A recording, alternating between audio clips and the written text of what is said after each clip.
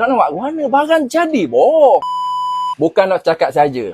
Benda kalau dok jadi saya dok akan promote kat orang. Produk-produk hok bagus kita kata bagus. Produk dok bagus kita dok terang. Sebab kita sendiri hok makan, kita sendiri hok terang. Ni Mak Jong Dap Purwira ni. Gini, nak makan dia pun senang. Tak payahlah macam saya kata tadi benda nak masuk hutang, nak cari, nak tumbuk akar kayu, nak masak, nak ni semua dah. Dapat hok ni sebiji, satu Mak Jong ni kita ambil gini. Lepas tu dah ambil sebiji atau 2 biji ni, dia pula boleh tahan sehingga 3 hari boh. Mana nak boleh, mana nak dapat benda gini. Kalau ambil obat sapu tu one off je, sekali bang tu, sekali tu je lah boleh.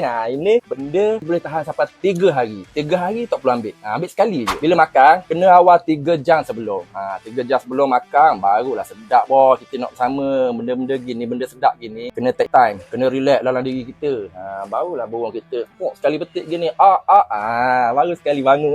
Senang. Jadi sungguh saya dok nipu. Benda-benda gini tuan-tuan, abang-abang kena terang belaka. Dok rugi, dok nyesal. Jadi abang-abang, saya nak promosi sikit. Ada promosi sikit. Gini, hari ni saja siapa-siapa beli 3 botol Mak Jong Dap Purwira ni, kita akan bagi benda.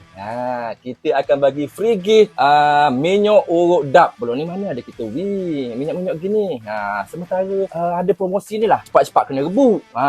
Beli berapa? Beli 3 botol Mak Jong Dap Purwira ni, dapat 1 botol minyak urut dap. Itu memang limited edition. Siapa-siapa nak barang promosi ni, klik button di bawah. Kan senang nak dapatkan. Sementara stok masih ada, cepat-cepat grab.